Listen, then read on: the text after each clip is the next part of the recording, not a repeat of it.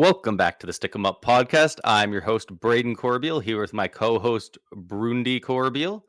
And what do we want to start with? We are recording this the night before uh, the NHL entry Night draft. So the night before the draft. One of my we favorite nights of the year. it's usually pretty good. You get a lot of exciting young prospects. You usually get quite a few trades. There's a lot of stuff going on. There's a lot of stuff going on, and there has been. And we've covered a decent bit of it on the YouTube channel. So if you haven't seen that, go check that out. We covered the uh, Simone Nemec trade. We covered the what were the other three trades? The Kyrou trade, the The Eklund Eklund trade, deal, and then the and I'm gonna call it the fourth overall trade.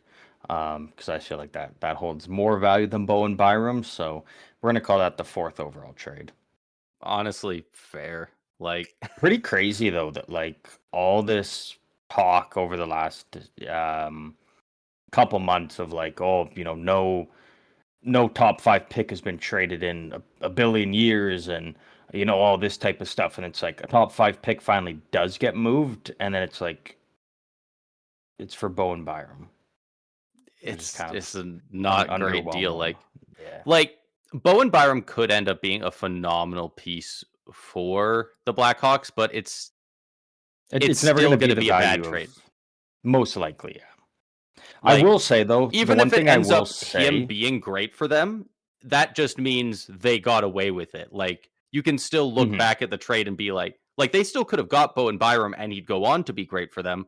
They could have given up a lot less when they did, you know? And that's exactly it. The one thing I will It's just lost stand by that value. I Yeah, the one thing I will stand by that I don't like people throwing out against the Blackhawks is like, oh, you traded Bowen Byram when you could have had Chase Reed, and it's like, well, Bowen Byram was a lot of people had him ranked as the top defenseman in his draft year, and this year a lot of people have Chase Reed as the top. So like, you know, there's no guarantee that Chase Reed's going to be higher than Bowen Byram. Could he? Like, absolutely, but there's no guarantee with it, right?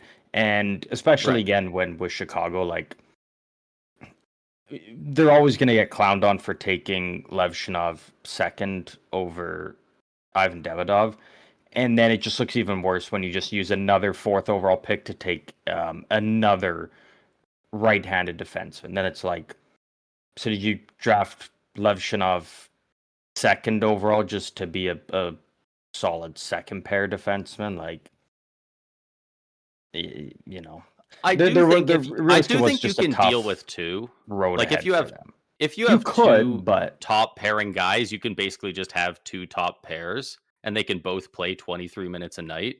But you have to very specifically build around it, and the thing is most teams don't.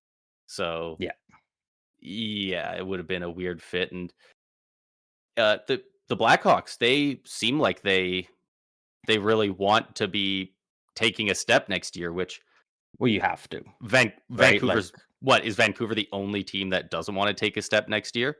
I guess Winnipeg, maybe they see the writing on the walls. Like everyone wants to win right now, and it's like it's so hard for these teams that are lower down to jump over the teams that are in that middle ground. And that's not even talking about them trying to scratch the surface of your Floridas, your Colorados, your Vegas, your Minnesotas. Like it yeah, man, it's so competitive. We've never seen the NHL this competitive. At least for my money, I've never seen everyone wanting to win like this. And mhm. it's It's absolutely fun. crazy to watch. It is very It's fun. absolutely fun though. Like, that's I why we're getting a lot of am these big deals right now, and it seems like every team there's rumors of something yeah. going on with them. So I'm all for it. The only thing I don't like is that I can see it happening, and we've all seen it happening, but it's really starting to come to fruition and it might get worse. I feel like we might be entering this weird, like, 7-year era of the NHL that's going to be this super team era where the cap is exploding. It's supposed to rise by another 23 mil in the next 2 or 3 seasons because the cap is essentially it's supposed to be a percentage of the overall uh revenue of the league, how much money they make. And not only is revenue going up quite a bit, but actually right now they're behind on the cap. So like even if the league didn't make if they made the exact same money next season that they made this year, they would still increase the cap because they're trying to play catch up because of COVID. So Mhm. between both of those things, it's going up so much more than we've ever seen. Like for years, it was like, how much is it going up? Oh, it's going up by 2 mil, maybe on a good year. Now it's like 9 a year for the next couple. Mhm. And like, obviously, we're going to see, Kale McCarr, Quinn Hughes, they got deals coming up soon. Bedard's got to get an Yeah. extension soon. We were talking about Chicago. Like, Which they're going to I will get say, the fat Bedard money. extension, I think that's why they kind of maybe overpaid for Bime, because they're trying to show Bedard we're trying to win Exactly. now. Exactly. I will 100%. say, like, I know you're not a fan of the whole super team thing. But for me personally, I love it. I think it's so good for the game of hockey, honestly. Um, just It's because interesting. especially like we're in an era now, right, where like there's so many good young players coming up, right? Like year after year, we're Oh, we're yeah. just seeing these phenomenal young talents come Even when up, people and say there's a we're gonna weaker see draft, they still look pretty fucking there's good, in there's all still, honesty. yeah, and Not again, every year could we be already look at, 2015, but yeah, and again, right, like we already look at all the young talent that's gonna be coming up next year and entering the league. There's gonna be a new wave tomorrow of great young talent entering the league, right? And again, the cap's going up, players are going to be getting paid more. That's what a lot of people have been saying for years is like these guys are again like they are making millions of dollars to play the game they love, but when you compare them to the other major sports, they're getting paid pennies compared to them, right? So it's good to see yeah. players getting paid more, but also it's the NHL, right? It's so different than baseball where you can create a super team because there's no cap and win. Football where you have one of the best quarterbacks, you've got a chance every year.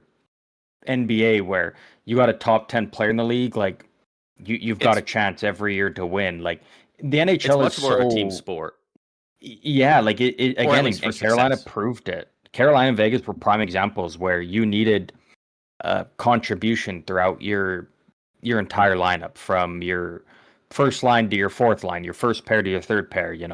I mean, in Carolina's case, maybe not Vegas, unfortunately, well, not actually, fortunately, both goalies. And Yeah. when you get super teams again, like people said, Colorado was a super team. They got swept in the Western Conference Final. Going in there, people said Florida's a super team. They didn't even make the playoffs, and I think a lot of people are kind of wishing now that they did make the playoffs, considering some of the moves they've made since missing the playoffs. But and then what's the worst case scenario with super Well, teams? It's two so super to teams me, the make the worst cup case scenario. final. That's a dream. Like imagine the Colorado Avalanche against the Florida Panthers. Like that would have been like an incredible final to witness. And again, we did already get an incredible final, like in one of the best, again, in my opinion, the best we've seen in the last 15 years. Yeah. But it would be so entertaining to see just two teams that But put that's for all their 2 chips on weeks the at table, most, push them in, and My but thought it's is that's incredible. yeah, but then for sure, those teams have a good time, and maybe Dallas does as well, and maybe a Houston team, maybe Tampa, maybe Carolina because 'cause they've been good, Vegas. But for 20 or more teams throughout the rest of the league, they all have to enter rebuilds because no good player will sign with them? But Like, players still will. that's the bad part. That's the bad part that I fear But for, I don't right? think that's the case though, Well, because again, teams only Columbus have so Columbus much should be money. coming out of their rebuild, man. They've got so many young players and young talent, and then Werenski potentially wants out. Marchenko potentially wants out. Well, that sets them back Columbus is a forever. Columbus is a weird one though, because again, first of all, like Columbus, just in general, the location, like players have been very upfront that it's not a desirable location. Second of all, Columbus doesn't have the best history of developing these young players. Right. You look at Kent Johnson, Adam Fantilli, like he's fallen quite a bit behind from a Leo Carlson, Leo even Carlson. Will Smith, Connor Bedard. And again, he did have a great, second half of the year under Rick Bonus, but again, can he translate that to next year, or is it going to be, again, to what it was before? So Yeah. Columbus is kind of the one weird one where, again, not the most desirable location, and good players that they've had there have left because they're like, I don't want to commit long term to Columbus. And then, yeah, it's also just the development of their prospects. Just they don't have a great track record, and that's a bit concerning for players. Of like they've got good young up and The coming amount of talent, great but the amount of are great they going to draft reach picks that they've had, level? they should have more stars than Werenski, and if you Absolutely. consider Marchenko a star, I yeah, wouldn't consider him a star. I consider him a good top end player, but yeah, he's one of really, those players Werenski's that's like like one of the best the players only in the one. league that isn't quite a star. He's like right on that cusp kind of thing. Yeah, Um, but yeah, that's my worry going forward. Is like I sure hope that it's not just every team that's rebuilding. In 2 years, Bedard, Frondell, they all want to leave Chicago because it's not good yet. Zane Parekh wants out of Calgary. Like, I just don't want every single good player on every undesirable team to hit 24 years old and be like, all right, fuck this. I'm going to Florida or Vegas because that's fun when those guys are playing. It's not fun and if for they do the though, 32. We got they're 32 getting teams paid here. nothing. They're not making any money. That's the thing, because for this brief window, they can be. Because a guy like Barkov, his market value is what? He's worth 17 million right now, but he's locked in at 10. And he's Mhm. going to be until that like that's the biggest thing. All these contracts that have long-term contracts are so much extra valuable now because the cap is going to be going up and the average contract is going to be so much higher. So like I think a lot Montreal's of people benefiting are the most turning from it, this. though. They're Like people are benefiting saying, a like people are lot saying, from it. oh, Florida, Vegas, because realistically, like, and again, like I do agree they are a step ahead of other teams, but it's because people hate them and they're the easy team to be like, oh, they're just getting gifted now. It's like no, Montreal with the cap rising is set up the best for long term success, and a team that I think is kind of hurting I potentially think is Florida's up a there too. Vegas they are, Loki is but they're Vegas not. Loki isn't. A lot of their guys make a lot of money. They're just But like they're Florida's not on the same level as Montreal. Like Montreal's entire core is locked up for like under 9 mil each for the next 6 years. yeah. Like you've got your top defensive pairing, you've got your basically your top six, outside Midov and whoever they end up getting as their second line center. Like Yeah. you know, But I mean, and I do get where Florida, they got Sam Reinhart, they got, Carter Verhaeghe. God, Lundell at 5 mil is so ridiculous. Marchand even five and a quarter. Like, you're right. It's probably not it's but they that's have also some just guys that are really good, but players they committing I to see what win. you mean.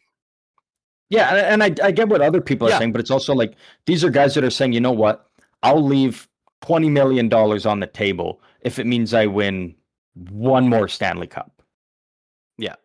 right? Like how many teams have we seen where it's just like, I mean, Dallas is kind of getting up there where it's like, are they going to win a cup with this core? Because every guy wants to get paid. They want the Carolina most money before they this can last year. possibly get. Like, that's Toronto. I mean, Toronto had the perfect The core core set up to four. build around to go on and win a cup. And all these guys, these players got so greedy. They wanted as much money as they could possibly get to where Yeah. you couldn't put a supporting cast around them. And so it really at the end of the day, I think more than the teams, it comes down to the player of what do they value more? Do they want to be a winner and have a legacy, or do they want the most money they can possibly get? And that's Yeah. for me, I think that's kind of the biggest thing. The And I thing is, hope I that just through preferred it, it other when teams every will. team had a mix of those versus all the winners funneling into 4 or 5 teams, and then they're all just the But heavy hitters year over year. realistically, that could be Tampa Bay tomorrow morning, and you'd be fine with it. Oh, I would love to bear the fruits of this. Don't get me wrong. We got Jake Gensel just walking here from the Canes because he felt like it was a better fit for him. Like, I love that my team is a part of that.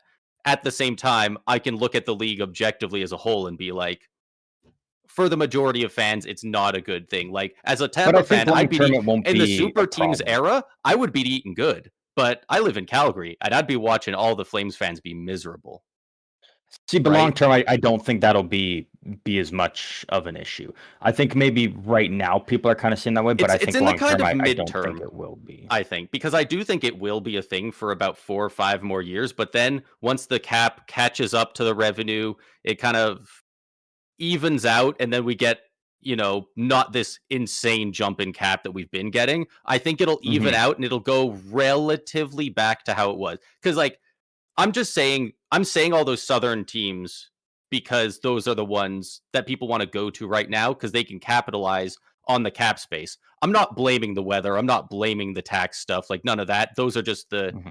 the teams. The issue itself is actually with just how the cap has been handled and is now going, that it's just created this weird bubble of a couple years while where it catches up, the But teams more than that they anything, spend every dollar, next year comes mhm. around and they've got a shit ton more dollars.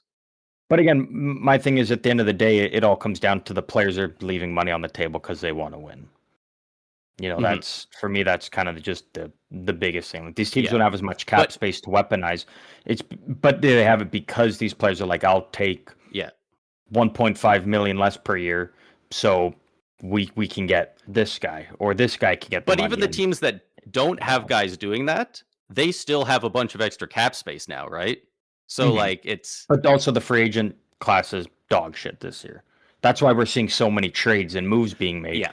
is because we're also entering that era where there's not going to be a lot of free agents. It's like if you want to get who is going to be the best free agent in Alex Tuch, and I mean you still got to give up something for him. You can't just get him Yeah. for free. Darren Radish, like we're getting into that time now where teams have so much cap space that it's easy to make a move for a guy instead of trying to just outbid other teams in free agency.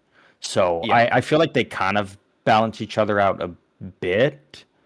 Um, because again, like there's multiple teams, good teams that could have went out and got Alex Tuch, but they've kind of already splurged all their assets that in a bidding war with Washington, they couldn't outbid Washington at the end of the day. And Washington could pay that player more.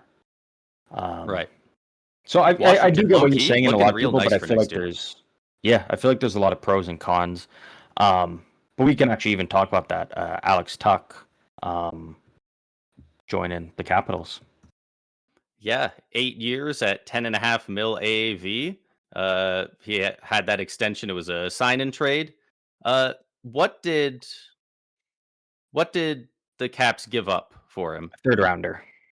A third rounder. So like, sure, take my third rounder to get that guarantee. Like now they've got that locked in. It's done.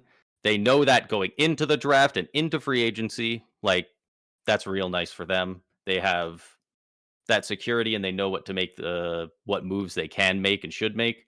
And Um, if within 2 days, giving up or not giving up, but getting, Jordan Kyrou and Alex Tuch, that's nice, those dude. are two good additions to your top six. And again, already a decent top six, good prospects. Um, don't know what this necessarily means for Ovi I if think he's I mean, come. I think the door's open for retirement if he wants to. People keep pointing to the fact that he wasn't handshaking people on the ice and stuff.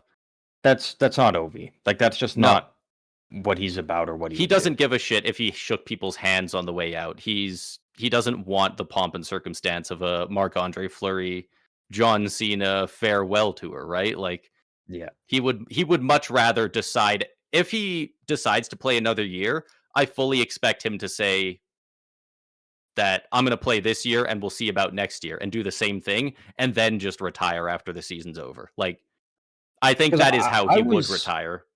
I I think it's was about 50-50 fully right now. it's tough Well, because I was fully on the train of he was gonna come back. It's like, oh, Ovi's not done yet. But then I look at it, it's like your top six now. You got Alexei Protas, Dylan Strome, Jordan Kyrou, Alex Tuch, Pierre-Luc Dubois, Tom Wilson. Ryan Leonard isn't even included in that. And then Ovi, it's like, did you trade for Jordan Kyrou to be a third liner? Did you give Alex Tuch I 10.5 to be a third liner? I don't think Like, either of them are on the third line. does Ovi come back to be on the third line? If I had to guess Maybe. who's on that third, I think it's Ovi. I But think is that worth it for Ovi to come back to be a third line? Like maybe, but but he knows he's more than a third liner, right? Like he's going to be a third liner with 25 goals. He's still the power play is still going to run through him. then Like does that mean you I tell Ilya Protas, hey, you I were imagine it'll great be a down the, very managed minutes. but again, then say Ovi does come back, they then do then look at Ilya Protas, not Alexei Protas, but his younger brother, and say, you Right. came up great at the end of last year, you're awesome, but you're going to have to be a good soldier and go to the AHL this year. Even though you probably can be a full timer for us, but we have no room for you. Because I don't think, I mean, maybe you can just throw on the fourth line, but again, I don't think that does him any good for his development. But that's at the end of the day. I mean, like I'm talking about like it's negative, but it's a good problem to have. It's never a Oh, yeah. problem to have too many assets. Or maybe you look at Dylan Strome and you say, hey, thanks for your service, but we're capitalizing on your value at your $5 million right now, and we're getting a big stud to throw on the blue line, because the blue line could definitely use maybe a little bit of help on the right side. So Yeah. again, like it's a good problem to have for Washington, and already, I mean, but right now by far the clear winners of this offseason. Again, we talked about the Jordan Kyrou trade over on YouTube, and I had them as the losers in this deal. But they're still the offseason winners so far. Yeah. Yeah, they're doing great work right now, and I'm trying to find a page that nicely lays it out, but it looks like I'm not going to find it. Um, their top 6 is fucking huge. Yeah. Like, oh my god. Like Alex Tuch, 6'4". Fucking Pierre-Luc Dubois, 6'4". Tom Wilson, 6'4". Let's assume that Ovechkin is still in there. He's 6'3", and we know he's got that old man strength. Like Alexei Protas is Alexei Protas, I think big he's boy. 6'6". Like he's Yeah. huge. Kairou's 6'1". Oh, what a shrimp compared to the rest of them. Like, uh, yeah, Protas is 6'6". Like, And then even still, Ilya Protas is 6'5". Ryan Leonard is a freight train on skates. Like, they're taking a page out of the geez, Dylan Florida Strome's book six of three. I thought Strome was like 5'11". He's 6'3" too. Strome's big, but He's not. soft. He's not. Yeah, he's not little, Um, but like Florida's taking a page, or Washington's taking a page out of Florida's book of like, we're gonna build a big team too and try and bully us around, and it's not gonna work. yeah, Washington's got just as much meat to throw back at Florida as Florida does to them. Uh, yeah, they're an interesting team, and I still got some cap space, and yeah, they're going to be a fun team to keep an eye on. And again, I think their forward they core still is have kind of like 17 mil. pretty set already. Like we haven't even reached the draft, and their forward core is already kind of pretty set. The only thing is like what's going to happen with Ovi. But I do expect them to probably make some sort of move for a right-handed defenseman, just because again, you did move out John Carlson, and you can't rely on Rasmus Sandin on your top pair, which is what they kind Yeah, of listed on Daily Faceoff right now. And even if it's not Sandin, it can't be Matt Roy, and it can't be Liljegren. So yeah, I expect Washington to go for maybe it's just as simple as John Carlson comes back, and then your could off be. season's completed right there, basically. Yeah, honestly, they've done a man. They seemed like a team poised to just plummet off a cliff and do so badly once they won that 2018 Cup, and the wheels started falling off. And Yeah, man, they drafted so well, and they just they've never been in on some of the hugest names, but they're always making these targeted, very good trades. Going in getting Jacob Chikrin was really smart. Rasmus Sandin, he's not a number one defenseman or a pairing one defenseman, but a power play two, a second pairing guy. you could do a lot worse. Like, both the Protus brothers, Ryan Leonard, like, bringing in Pierre-Luc Dubois when it looked like he was a hunk of shit, and he's actually awesome for them. Now Alex Tuch, like And they got the 15, reclamation 15 and a project of half. Dylan Strome, like Yeah. They got 15 all and a very half impressive. in cap space. And funny enough, we didn't talk about it when it came out because, we're kind of going in that the way of not covering like every single thing that comes out now, kind of only like a lot of the major stuff. Stuff we have things to say Washington about. did sign Spencer Carberry to an extension, their head coach, and that extension was built around wiping out the final year of his current deal. So Yep. basically, it's we're giving you an extension, but it's going to kick in right now, so you get paid more money right now, which really shows that they got their They faith wanted to in freaking keep Spencer him. Carberry, and as they should. I mean, again, already one of the better coaches in the league. So Washington's Love that move as well. in a good spot, and for Buffalo, I mean, you were losing Alex Tuck anyways. You might as well get something back for him. Uh, so you get that. But then you turn around and you immediately, use the money that you were maybe going to give to Tuck and you give it to Zach Benson in a 7 by 7.5 extension, which is That's phenomenal. I mean, this guy's already looking like the next. that's robbery. I mean, I know he's not dead yet, but he's like the reincarnation of Brad Marchand. Just a small 100%. player who just has no fear, likes to mix it up. Just one of the biggest shit disturbers already. It's starting to become so. Uh, He loves being such a dick in Absolutely there. It's phenomenal awesome. for phenomenal extension for Buffalo. It definitely does suck losing Alex Tuck because now it is you just straight up got fleeced in the Jack Eichel trade, but that's in the past. You got to focus on the now for Buffalo and You know what? I wouldn't again even getting say Zach it's a Benson locked fleecing. in. Alex Yeah, Tuck helped them get to it's the a playoffs. fleecing. Doesn't matter. It's a Jack fleecing. Eichel couldn't get him there. Yeah, but They I'm they made the also playoffs. not the Like highest player. I'm not as high on we Jack don't Eichel as everyone else, so we don't I agree. remember. We're already starting to forget what it was like talking about Buffalo in like September last year. Like we talked about them like they were Mhm. old Yeller, man.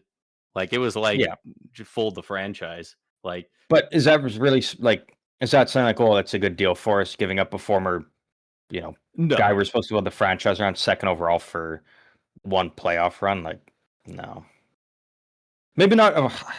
I don't want to say maybe not a fleecing, but again, to me, it is still a fleecing because it was a complicated situation, but you did the really trade didn't work hit out on for them the flawlessly? first round pick. No, They didn't do they're in the a good best spot job at now. developing Peyton Krebs, which is unfortunate because again, I was super high on him, but still a Yeah, great energy franchise mode bottom legend. six guy. And um, yeah, I mean, getting Zach Benson extended is tidy work by them, so Do you I can't like? complain too much. I don't want to derail us too much or anything, but do you But you have will. some of those players? Absolutely. Do you have any of those players in your head that just like no matter what you do, you can't shake that franchise mode legend Yeah, tag out of your fucking head? San Jose recently traded legend Casper Holtonen. That Then this was that's actually one. even pre-drafted by San Jose, back when you had no headshot or anything. And yeah, it was like, oh, cool, guy late first round, you draft him. It's like, oh, for Yep. 60 goal scorer, cool. No idea Yeah, who this guy is at the time, and um, you know, unfortunately, didn't live up to that. Again, one of the better shots I've seen out of prospects, but rest of the game did not that's develop. kind of about But it. Ottawa fans, Yeah. if you want to hear about them, go check out the YouTube because I did a good breakdown of that deal as a Sharks fan. So check that out. Nice. And Nice. another guy that I always think of with that is I'm trying to remember his first name. Is it Emil? No, Brett Brandstrom?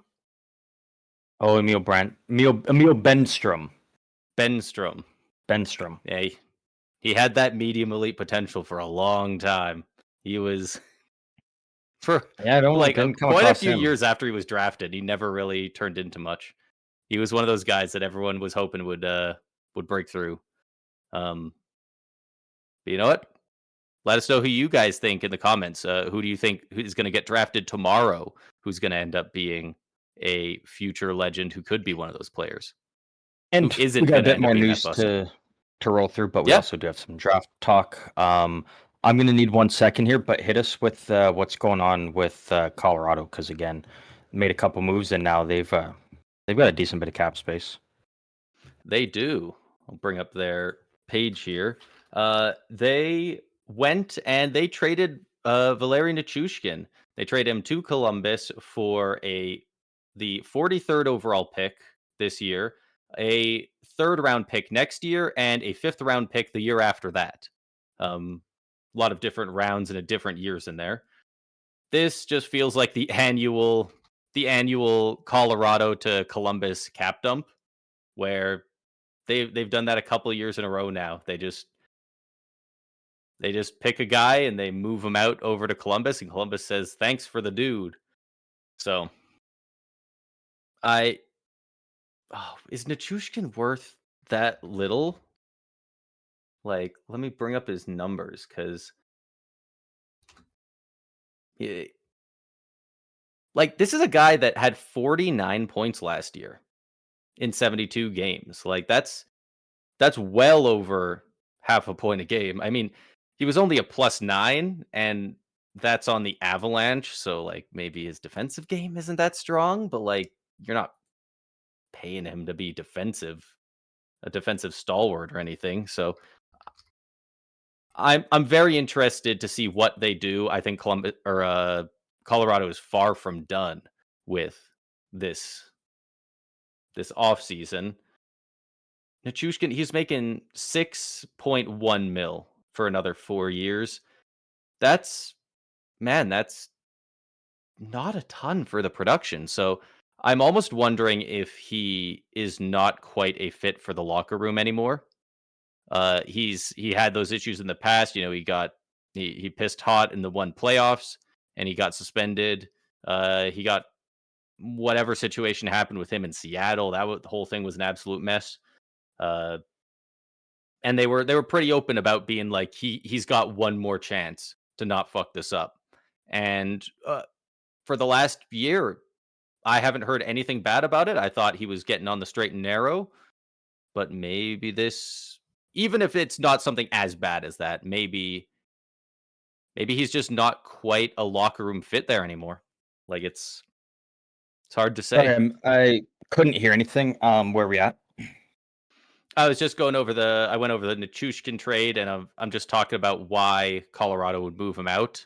My theory is because for his cap hit, I think he puts up very solid production. Yeah. So I'm wondering Oh, if yeah.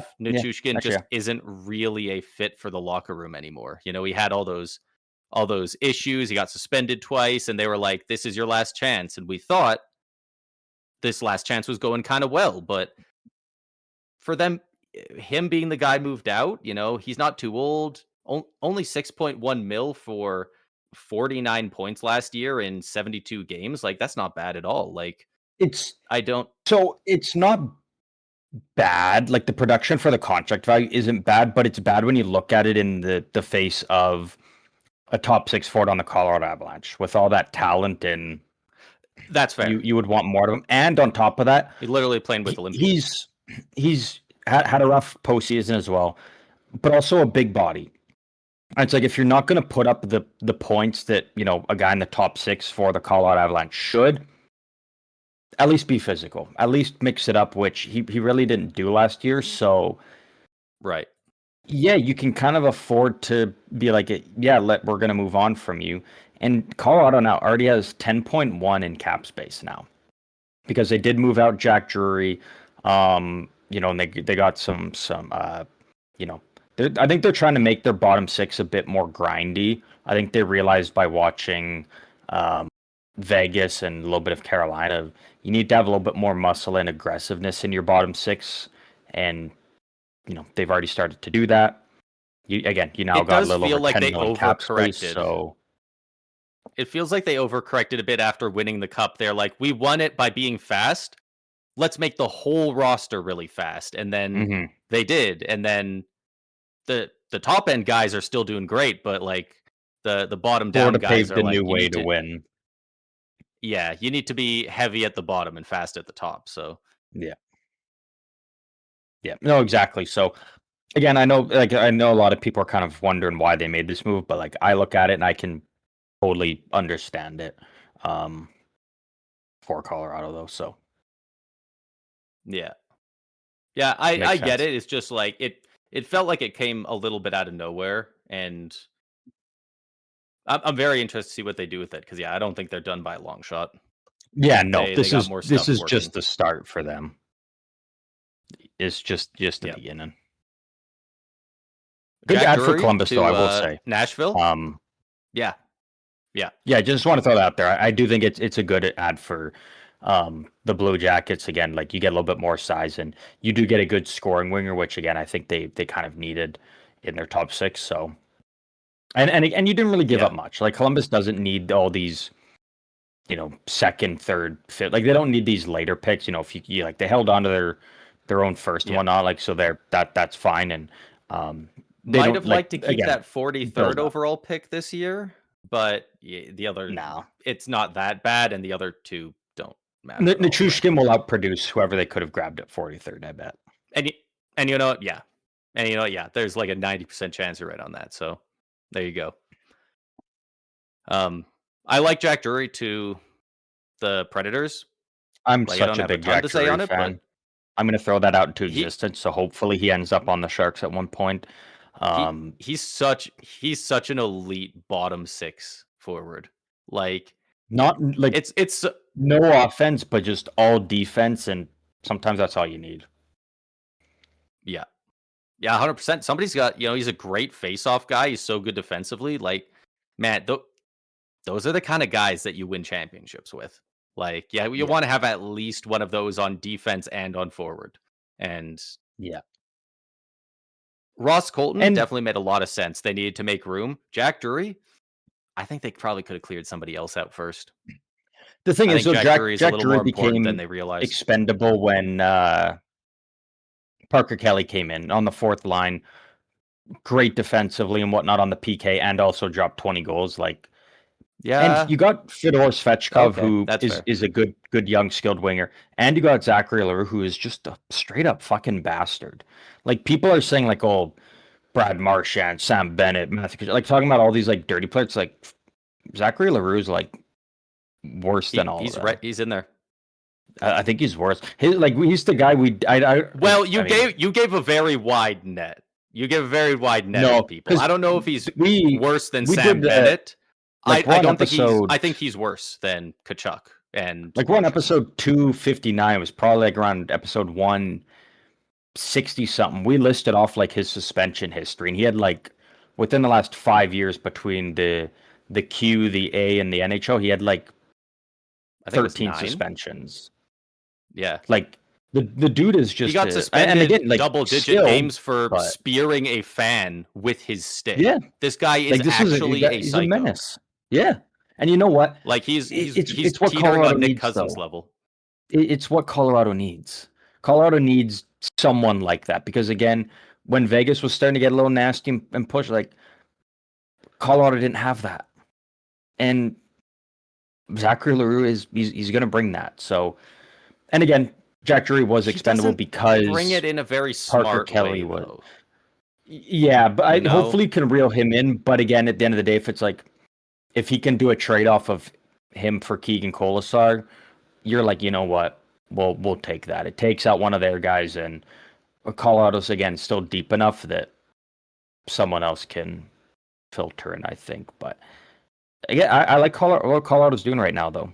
Again, I'm a massive Jack Drury fan, yeah, but yeah. um, You gotta give to yeah, get, right? So, yeah, um, what else? What else do we got going on? We got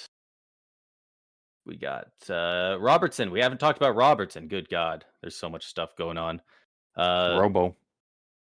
so Dallas has been very open about their options with uh, Jason Robertson. They are open to re-signing him. They are open to trading him with or without an extension. They are they have already given permission to Seattle to negotiate with him. And earlier today, he declined the idea of a 8-year extension in Seattle for 15 mil per season, which is a fat contract. Um, Yep. there's also rumors that he has been allowed to speak with the Chicago Blackhawks on an extension, but we've heard nothing further on that. We don't know if they actually started talking, if they've made an offer, whether it would have been accepted or denied, any of that. But yeah, it looks like they're getting pretty serious about that moving him, or they every time they say anything about, or any insider has any insight on where he could go, they also followed up with comma, Dallas is open to keeping him. Like, Yeah. I Because think again, like Dallas is Dallas has really 11 wanting to keep this mil, player, but they just don't have the money. but they have 11 mil, so you can move something out if you have to keep him.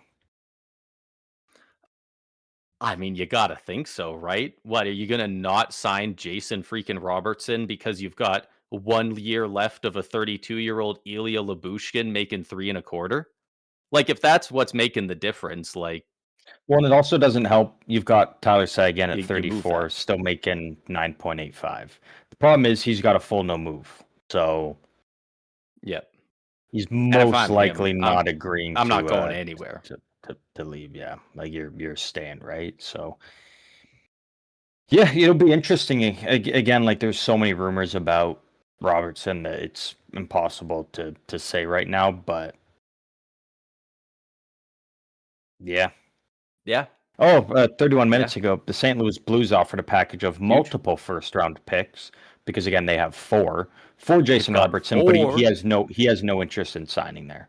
So again, it is one of those ones of he wants to get paid, but also wants to go somewhere where they can win, Right. right? Where he can win and contend. So it's He kind wants of to why I go said no to Seattle and See, make sense with St. Louis. this is why I don't like some of these guys looking to get moved. And Robertson isn't. He hasn't asked out. Yeah, he But doesn't. I like don't think he some wants to some of leave. these guys being like, I want all the money and I want to go to the best team. And I'm like, most of these guys asking for this are very good players, but I'm also sitting here watching like, man, fuck this guy. Like, yeah, just walking around, even when he's already in the best league in the world, he's swinging his dick everywhere, going like, I want all the money and I want all the winning and I want this. And it's like, oh man, remember when Sidney Crosby was just drafted and was a fucking G for 20 some years, and he was just a beast, and he never bitched Yeah, about the stuff? First of all, Crosby's on a different level. Like, Second of all, which is it oh, though? Like I 100%. But again, I've seen a lot of people complain about Robertson, but then also it's like with the CBA, they're like, oh, we want the players to be in better situations and have more power, and it's like, well, you got to make up your mind. What is it? Do you want the teams to have the power or the player? It's it's going to be impossible to I find an want in between. So I want players to have power when they're negotiating a new contract. I want teams to have power during the contract. and fair, If but it's if you're also if Larkin why has would he want 5 to go years left, to? fuck you, stay here, play for us, we own you, you know? Yeah, but also why would Robertson want to go to Seattle Yeah, or St. Louis though? Realistically, like again, for like $15 million sure he can get a paid, year, I'd do it, but to then end your right? career with zero cups. Because again, I'm sorry, I have zero faith in Seattle's management. I have absolutely Oh yeah. zero faith that team will win. I have zero faith that team will even reach the Western Conference Final in the next 8 years.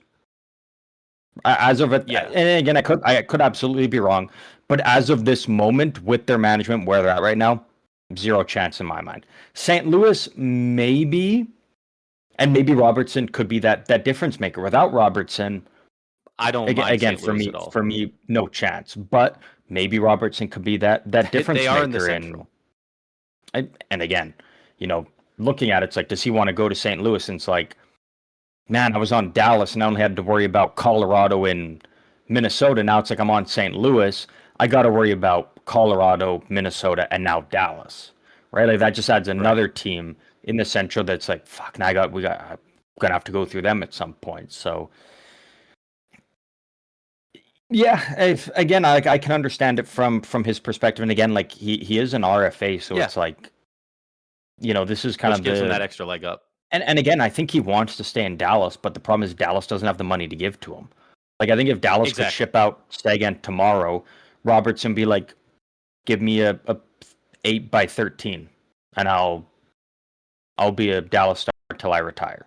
But Yeah. with the cap going up, he's like, this is my one chance to get a big payday. I'm not going to settle for 8.5 for 8 years because that's all you can afford, right?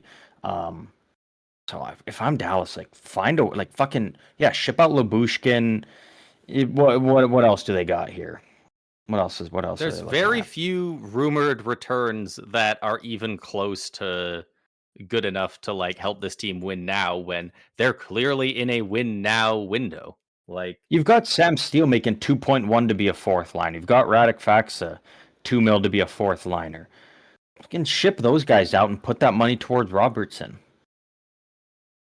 hell, it's not a lot of money, but Justin Hirkuian, if that's even how you I got say it, this. he's making I got 900. this one. Hritzkovian. That's how it is. Hritzkovian. Damn, I'm pretty sure you crushed that. Well done. Like, yeah, he's only making 950K, but like, if that's the difference between Jason Robertson and not Jason Robertson, fire him out of there. Yeah. Anyone who's willing to pick up the phone, first guy to pick up the phone gets a seventh rounder, and this schmuck, take him right now. And and Like, that's what I'm curious to see with Dallas, because again, like you look at Darren Radish and it's like Tampa had to trade him to get something because he wasn't gonna re-sign there with what he was getting offered. Uh, yeah, Buffalo, I mean, again, I guess kind of had to trade him because they weren't willing to pay Alex Tuch what he wanted. Like Dallas, like they're going Robertson long term with their rebuild. is They're an yeah, RFA, so you can even go till July 1st, and I'm fairly confident July 1st, no one's stepping forward right out of the gate to offer him you know a deal that he's going to sign. Because realistically, then by that point, you're looking at Chicago's, St. Louis, that's Seattle. Like fun. he's not going to That's go to those fun. teams, right? So Dallas at least can kind of wait a bit to kind of get to the off season. Like when I say off season, I mean July 1st. To if they got to wait a little longer, like they're not on a timeline of once it's July 1st, he's a UFA, he's gone, right? Like he's still team controlled, so they got a bit of time, but it's interesting. It's going to be interesting to see what they do. Oh, Rantan's only making You know what? 12. I thought Yeah, 12.5. right. That's what I was saying when I looked at it. I was shocked. All right. So 12.5 could probably get it done. He's the highest paid player on the team, and I mean the Thomas Harley one is not helping their case right now though with these extensions. Robertson should have been the first priority. All right, let's let's do a little bit of the fun stuff because it's always fun to think about it because it doesn't end up happening. Let's talk RFA offer sheet. If Carolina offered him 13 million by 8 years, can Dallas end up matching that in the 7-day window? Yeah, Do you think they do that? What if I they think up so. it to, do you think they go 14? 13 14, and I a think half? I think Dallas could. I think if you get to that 14 and a half, 15 range, it gets tough. I think at that point it Yeah. gets tough. Um, Because I know a lot of people look at the compensation and 4 first rounders. Well, surely very few teams can do that. Look how many first rounders have been traded: Vegas, Colorado, Dallas, Edmonton, Florida, Tampa, Toronto. Those are the only teams that can't do a max value offer sheet. Every mhm, other team actually has all of those next four and firsts. And yeah, Carolina, if they were to do that and give up those picks, they still got Dallas's 2 firsts for the next 2 years. Or yeah, I guess this draft and the next one. Something like that could be interesting.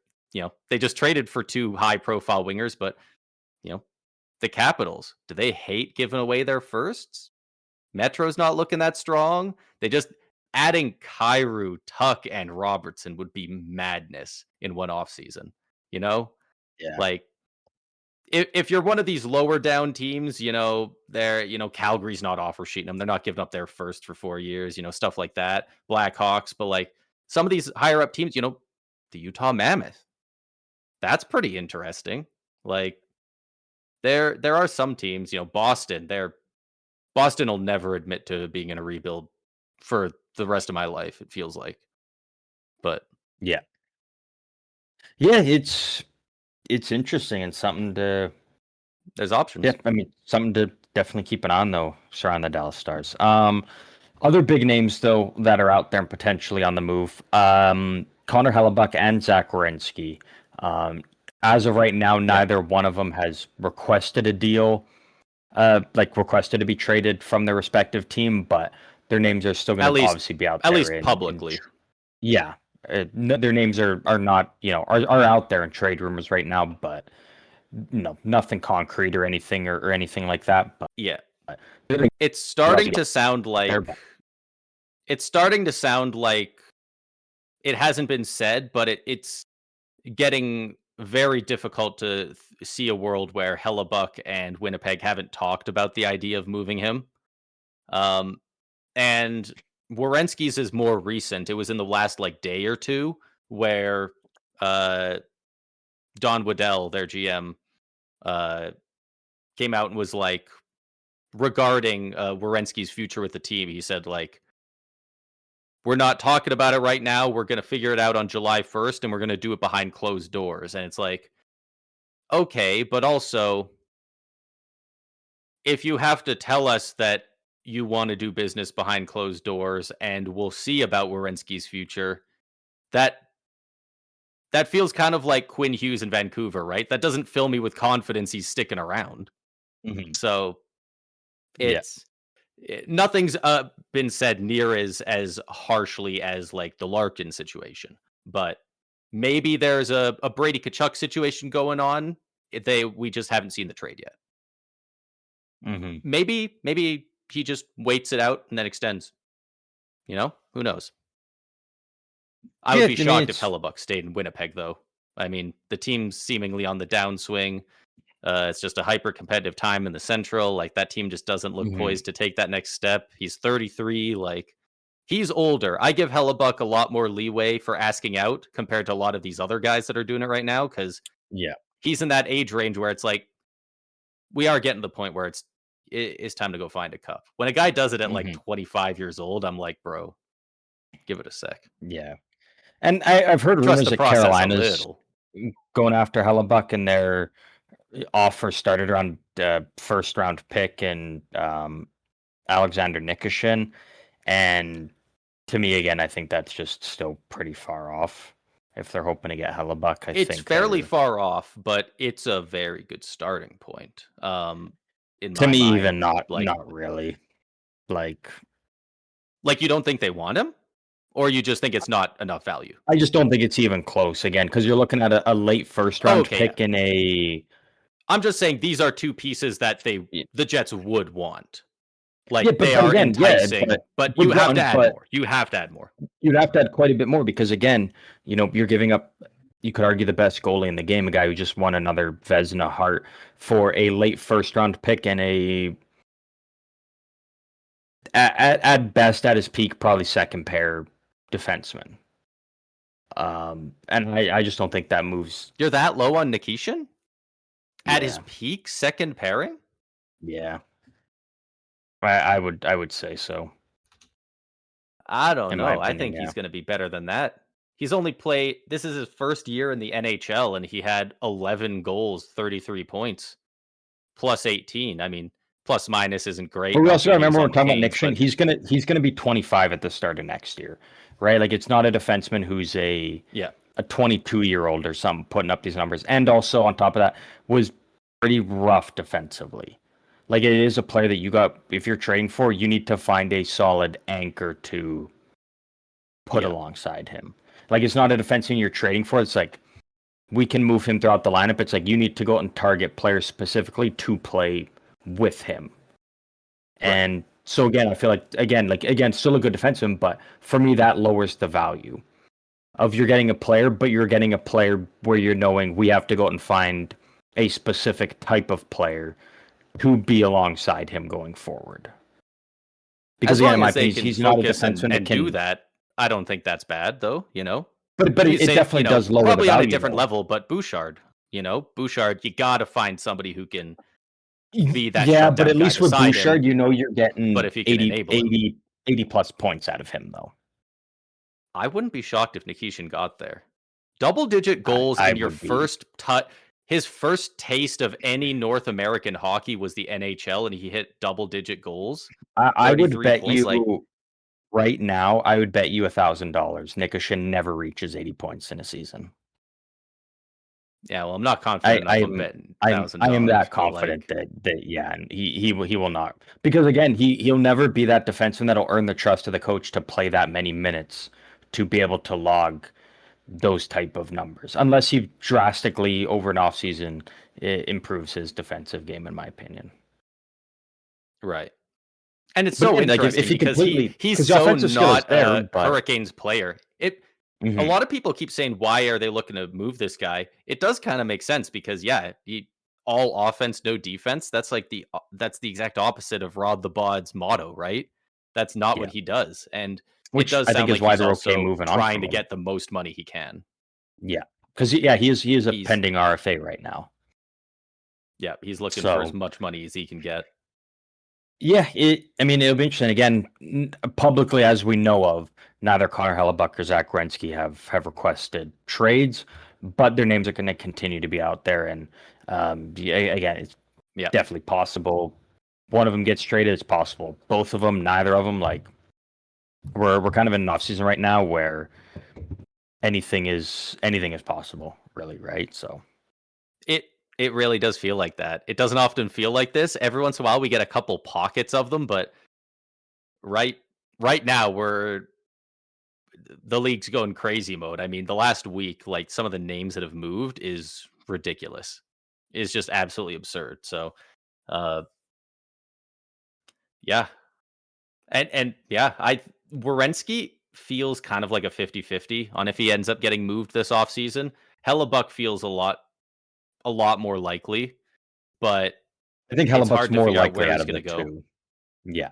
Yeah, Florida is reportedly very in on him, although what do they have to offer the Jets? Not a ton. Yeah, Um, it sounds like I absolutely. believe the Devils are also in on him quite a bit, which is a very interesting idea. I mean, they can certainly use a goalie. It's a little bit younger than Markstrom, a lot better, and they've they've got some pieces that could be enticing. They'd have to give up a decent bit, but I say they probably have the stuff that the Jets could deal Who's with that? getting for Connor Hellebuck, the New Jersey Devils. Yeah. Like Yeah. they've got all their first rounders. They've got an extra Vegas pick next year, and the year after that, they've got an Avs first rounder. And But then again, when we're talking about Hellebuck, I hate when people are just saying, "Oh, send them 3 first round picks and done deal." Because then if you're no, Winnipeg, just start shipping out everybody. Like again, it's but that point they where have a ton Columbus of again, you prospects as well. but they but Winnipeg doesn't have good prospects. They have prospects, every team does, but not high end. Exactly. If they bring in a guy like a Seamus Casey and Anton Salayev could be very interesting. Um, there's But again, for me, that some of just these doesn't. names. I'm sure they'd get a That's not couple an roster like. players. It's A it's got Dawson to start Mercer. with yeah. There you go. Like it's got to be roster players who can come in and make an impact now. Like it's so easy to say, yeah, God, we'll are just they offer looking up to win our. now too? God, everyone wants to win. But again, if you're getting picks and prospects, then just tell Shifley, give us your trade list. Tell Kyle Connor, Josh Morrissey, I like think just start shipping I out do think that's the everybody way they're because going. Like I and think that's it something you have maybe to avoid with a maybe lot could of these be. conversations we have with teams, but I do think the Jets are sounding like But I think it's they also gave easy. it You their look all. at They it won a and they won a president's trophy, and Is I Connor think the Jets Hellebuyck might be headed for a rebuild. the foundation of the Winnipeg Jets, though? Is he that vital where I, I you mean, I lose would him and say it's like so. this is a lottery team? I don't think so. Because I think it's I easy don't enough think you so. I move don't. him and you grab Well, a I want to you say no, know, but maybe you turn around, you grab they a sucked UC last year with Saros, him. or you grab a Philip Gustafson. But that's what I'm saying though, right? Like you trade Hellebuck and you grab again. So say New Jersey, right? You get Yep. Dawson Mercer, Seamus Casey. Um, Let me pull up their thing Do they here. want Timo Meyer?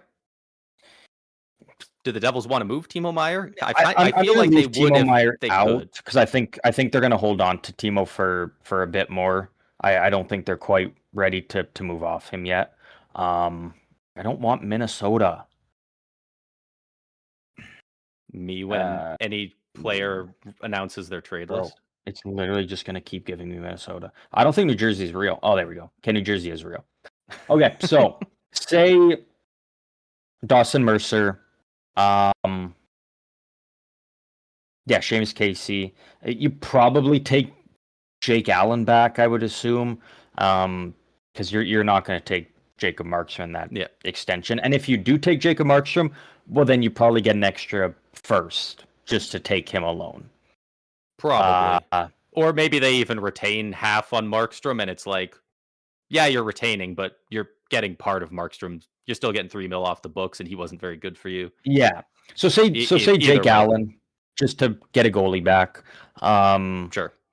We'll go Siegenthaler, Seamus Casey, Dawson Mercer,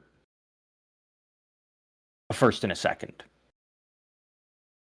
Say something around that. Okay, Because again, Seamus Casey, I'm high on, but that's not doesn't have bad much for a value because 33-year-old goalie. Like New Jersey obviously, Hellebuck's stuffs him. nuts. So then you could Yeah, turn around and trade that first and second or whatever. You could go out and try and get a Philip Gustafson out of Winnipeg, and then it's like now a you've got an first and a established second. second line center in Yeah, Dawson Mercer, which you need a second line center. You've now added two defensemen to add into your top four, which you need. That overhauls your thing right there. You could drastically improve your it team does by pretty well. removing Hellebuck, going out and getting a cheaper option for a goalie, and taking those assets and just implementing them into improving Yeah, your lineup. Because again, Carolina's proved, dude. like you look at Winnipeg, Gabe Vilardi, Kyle Connor, Mark Scheifele, that's a good enough first line to win a Stanley Cup nowadays, as long as you have the right team around them. The right depth and the system. Yeah, like A dude, first it's pairing of Josh conversations like Morrissey this and that Siegenthaler, that is a good enough first pairing. That's, in my opinion, that's better than Carolina's first pairing. You grab Philip Gustafson, that's better than any goalie Carolina has. It's yeah, just about the way I think you view what you can get and what way, like again, because the two yeah. options are you get futures and you blow it up, or let's get pieces that can help us win now and improve the areas that need improvement. Because it really is kind of the right side of the blue line and your center depth are kind of the main areas of concern, I would say. And with New Jersey, you can Right. actually address that because they got a lot of centers and a fuck ton of A defensemen, ton of specifically right-handed defense. defensemen. So You could maybe get a Dougie it's Hamilton in it's there. possible. Absolutely. If he's And willing to they were wait to go to Winnipeg. they were healthy scratching him. They were healthy scratching him for a while because they wanted to Hmm. trade him at the start of the year so bad. So you know they don't really want him around too much. Like it's so funny. Like this There's team could go options. into a rebuild, or they could end up coming out of this offseason look like $1 million. Like these kinds of Yeah. conversations are why I'm so convinced that either of us could be an NHL GM and at least do at minimum do a passable job. I mean, Kyle Davidson proved it's not that hard. He proved in Chicago it's not that Like hard. it does feel like the best GMs in the league aren't necessarily the ones that go around fleecing everybody. It's the guys who fuck up the least for the most Yeah. part. Like it's the guys who Yeah. don't have these huge awful deals on their resume from the last 3 years. Like No, it's absolutely. You're 100% right. Um, I do for the record, I'm just going to say I do think the Jets I think Hellebuck has a lot of reasons to want out. I do think the Jets should move him. Um should. I don't think they're in a I'm spot kind of to leaning that way. win soon enough that it's worth keeping Hellebuyck at 33. Like, unless you And just straight up want to go the whole he's our goat thing, let's keep him till he retires. Unless you really are sentimental enough to want to keep him into retirement, trading him right now is probably the best value you're ever going to get from him, unless he wins another Vezina this year. and Hellebuyck also hasn't proven that in Winnipeg that he's a goalie that can win you a cup. Maybe he can elsewhere, Hasn't been but a he very good hasn't playoff shown guy. Winnipeg. And it's also pretty easy to be like, yeah, Connor Hellebuyck could be our, goat and we keep him. Or you flip him, you get good pieces back, and you can immediately make that out of Mark Scheifele or Kyle Connor if they win a cup in Winnipeg. Yeah. Because again, I think there's still a chance for Winnipeg. Again, Carolina's proved that you don't need a super team. You don't need all these star players. You just need solid foundation, good coach, the right players in there that buy into the system can get it done. Right? Like Yeah. a lot of people said, oh, Florida's paving the new way. Carolina's got teams looking like doesn't have to be that way. There's alternate ways. And maybe it is just because Florida wasn't in the playoffs this year that Carolina's able to get done. But regardless, Carolina Man, did it. I very much do wonder who would have won in a conference final between this year's Hurricanes and a healthy Florida Panthers. It would Like, have been Florida. I wouldn't have liked to man, see Florida go to like four basically cup finals, nobody but it was, would have been Florida. but like basically nobody beat the Canes, you know? Like, But they didn't face a team on the level of Florida. Again, I think Tampa Bay would have given Montreal more of a run than, or Tampa Bay would have given Carolina more of a run than Montreal. I think Montreal was I also just think so. the worst possible matchup for Tampa round one. And obviously, not having Hedman was a dagger for them, but Tampa would have given Carolina. Yeah. Tampa Bay might have honestly beaten Carolina. I don't know if they would Like, have, but I think it would have man, been much closer than if we were just a Montreal. little bit healthier, if we didn't lose Holmberg, I mean, it's goofy to say this shit hinges on Holmberg, but he was part of a phenomenal shutdown line all year. If we had Yep, Hedman, that's massive. Like, it's what could have huge. been? But at the same time, Absolutely. Florida's sitting there saying if we were healthy, we would have been in the playoffs at all. You know, every Yeah. team's got injuries. If our best player didn't snap his leg in preseason or training camp. But That's still crazy to watch that clip. He's it's a nothing play. It's beyond a nothing play. He's literally entering the zone.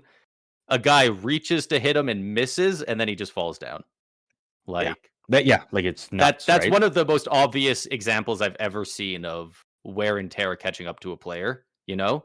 Like, I can't imagine if they lose in the first round 2 years in a row instead of winning the cups, there is not a doubt in my mind that he It doesn't doesn't injure happen. himself there because he's just Absolutely. got less miles on him, you know? No, you're 100% So, right. Um but that's kind of latest around the league right now. Again, we're not fully done here, but we will keep tabs on if anything happens in breaking news.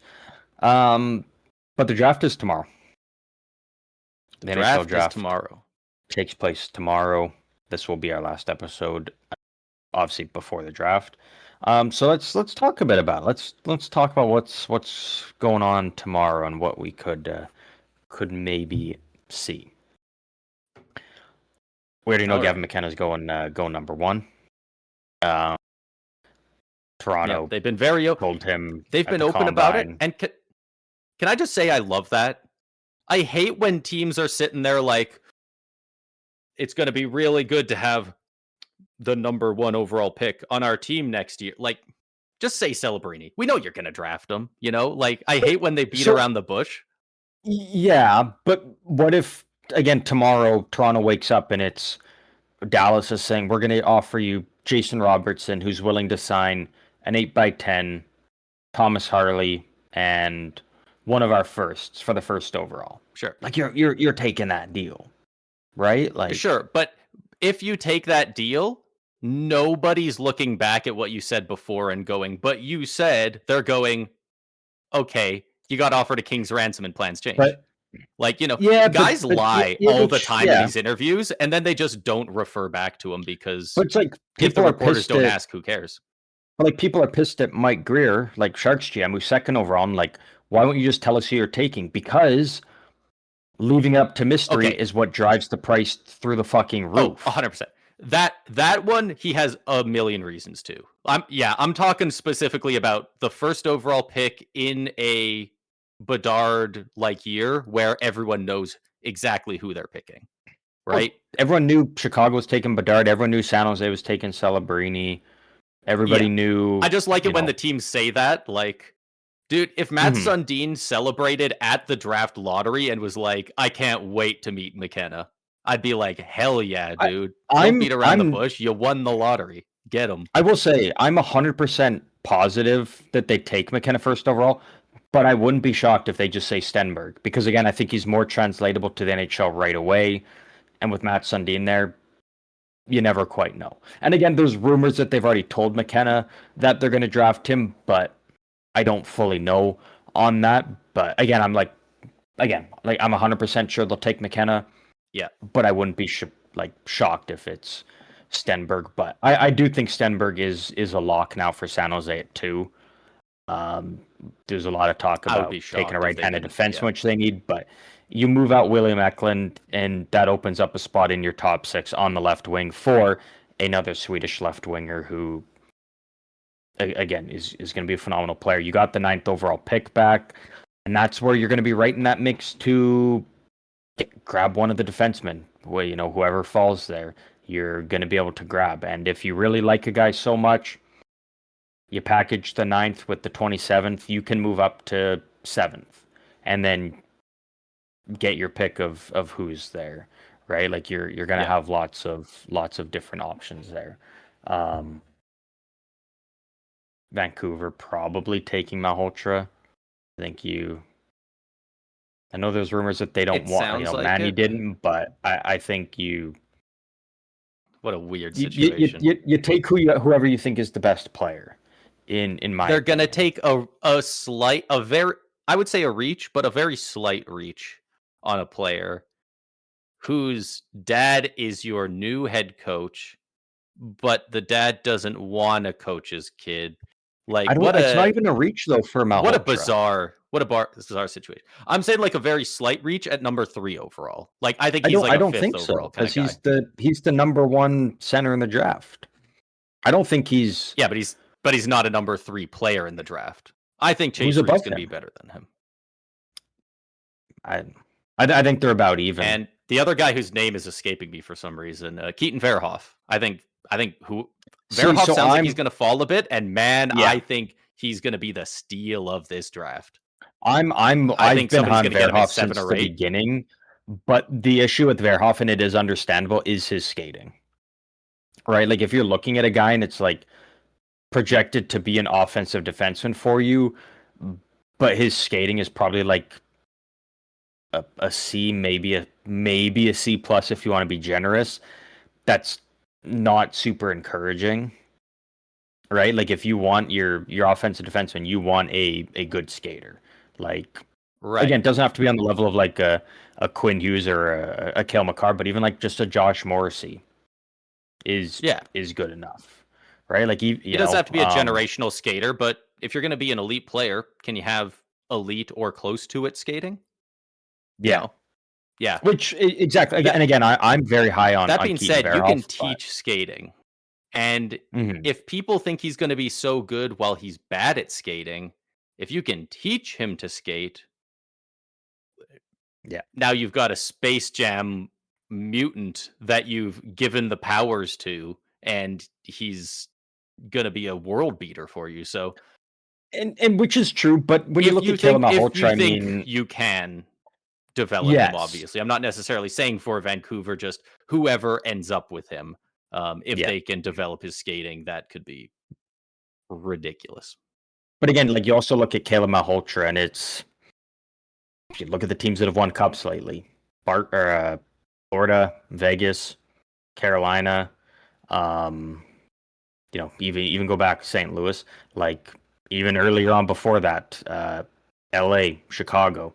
A lot of these teams are winning with a first line center who is 85 to 90 points in the regular season, um, but Yeah. just a phenomenal two-way player. That is Caleb Malhotra's peak potentially, right? Like that is a player you can build a forward core around and win a cup It's with. Like fair. it's a proven blueprint beforehand, you know. Um, so and again, like again, you know, it's a kind of a perfect storm for Vancouver, in my opinion, because like they desperately need centers because at this point now, Elias Pettersson is paid like a first line center, but he's playing like a third line center. So Yeah. you need a center to build around for the future. And again, I think Hellebuyck is right on the same level as a Chase Reed or a Keaton Verhoff. Or the only player I'd say maybe above him is maybe a Carson Carls, just because he's kind of a Swiss Army knife, like a do-it-all defenseman, like a guy Right. that can offensively be good defensively, but also can mix it up and be like you can just kind of do it all. So I kind of give him a little bit of a bump there, but they're all it's a clear 1 and 2, and then really a cluster of just personal preference. I think Yeah. is kind Which of how I is feel with very it. exciting. That's so Yeah, exciting. Like, you have no it's idea really who's gonna unpredictable do how it's what. gonna go. Yeah, Do you think Buffalo picks with the 4th overall, or do they move it? I'm torn because, and again, if anyone wants to see my mock draft, I think I'm just gonna throw it out on the socials. I think that's how I'm gonna do it this year. Uh, Okay. yeah, just been a super long week, a lot of stuff going on, and obviously a lot of stuff preparing uh, for all this. So yeah, probably just throwing out on the socials. But I mean, yeah, they either trade it or again, I think Chase Reed falls to them at 4. You take him, and that's your right-handed defenseman for the future, and eventually Yeah. will be playing alongside Rasmus Dahlin, or you have him alongside Owen Power to kind of hold down the fort there. Yeah. But yeah, like I wouldn't be shocked if they try to trade for Connor Hellebuyck with it. I don't know what Like, else is out there getting that they kind of be after. 4th? Maybe a 4th Jason Robertson, overall? but Man, again, that's a good starting point. if you're not willing to give up That's interesting. 10.5 for Tuck, are you really willing to give up 15 for Jason Robertson? Probably not. I would So say for me, no. it's kind of either you're trading for Hellebuck or you're picking. So I think they're probably picking here, and I think it's you move out Bowen Byram and you grab Chase Reed, and that's what you run I with. think you're right on the money. I love that. I think the exact same thing. It's either Hellebuck or that's it, because people have been saying, well, yeah, but Buffalo could move him for an impact now defenseman, what, like Bowen Byram, or a forward, what, like Alex Tuch, like Yeah, those guys are all guys going who to cost just cap space, and you've got a lot of guys expiring. You know who's going to cost you very little? Anyone you'd pick there who's going to be on an ELC making 900K for the next 3 years. yeah, Like, this pick is high enough up that whoever they pick is very likely going to, if they don't play this next season, they will be playing the season after that. If not, yeah. they've made a grave mistake in who they chose. Hmm. So this No, and guy I think that they're you're picking could end up being and I'm not going to say a key piece, but an impact player for an next playoff run. yep. So No, yeah, you're absolutely Kyle right. Davidson needs to get fired so hard. Oh my god, that trade is, oh, that is awful. Um, Yeah, it's not good. It's not good. And that trade is what well, really you're the signified to me that San Jose was taking Stenberg, because that's obviously who yes, Chicago wanted. They tried to move up, and again, like people keep like throwing shit out, like, oh, the second overall pick from San Jose is available. But again, it's got to be an offer they can't refuse, right? Like yeah, people are saying, but oh, they are St. getting a Louis, you lot of offer. offers on it. Yeah, but people are saying It like, oh, sounds if like they're St. getting a Louis shit ton. offers the 11th overall, the 16th overall, and like whatever they have, the 26th overall, like that doesn't even come close, because that does Well, and even if it no does in good value, for the Sharks. that Like, doesn't make sense for the Sharks. yeah, and that's They would exactly want it. to Like assumedly get a pick a Zach back that Werenski, is an Adam decently good, Fox, and then a it would Jake have to be a very Sanderson, good like player. they want an impact now player that makes them substantially better. And Yeah, it's just not it's not gonna happen. Again, like the yeah. pick is open to being moved, but they're not gonna get that offer, right? So I they're gonna stay with it, I know Friedman and was then yeah, saying there's for one team that's making way more headway than the rest. Apparently, there's like 7 or 8 teams that are all making offers that are okay. Greer's not hanging up on them, but apparently there's one team, which has not been named yet, that is making a lot of headway with it, but it sounds like the deal is not, well, not super close to being done, but at the same time, they've got, what is it, 17 hours to make the deal. So uh, if they want to make it, they're going to have to flush that out pretty quick. So I yeah, think it's much more likely that they just draft Ivar Stenberg. yeah. Because I'm always just on the train of you take best player available, and you figure out the rest from there. Right. Because again, Chicago proved. What if they didn't?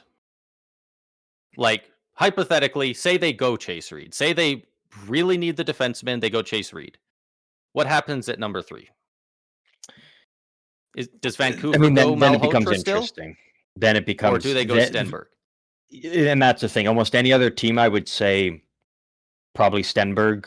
Like if it was a Chicago, a Right. Buffalo, a Rangers, but Vancouver's the one interesting one because yeah, again, I think Stenberg's the better player, but I can see a lot of attachment they have to Caleb God, that'd be Malhotra. So funny. That'd be I so I I funny. it would be a coin flip. Like genuinely for me, it would be a coin flip. I wouldn't be able to give a confident answer. Could you imagine?